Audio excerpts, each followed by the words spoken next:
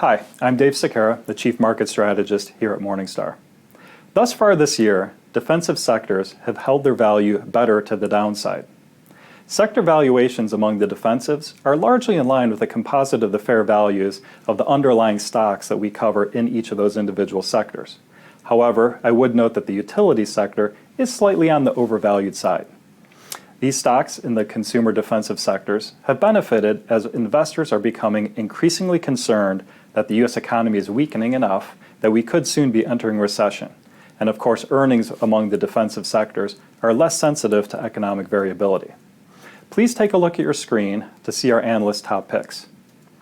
I'd note within the consumer defensive sector, we find that stocks at alcoholic beverage manufacturers remain undervalued. As consumers begin to venture back out into public events, we expect that consumption will shift from at home to on-premise.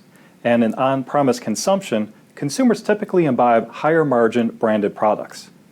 In our other top picks, especially those in the healthcare sector, those picks are more idiosyncratic in nature, where we have a differentiated view on the underlying growth potential for the specific company than what we see in the market consensus.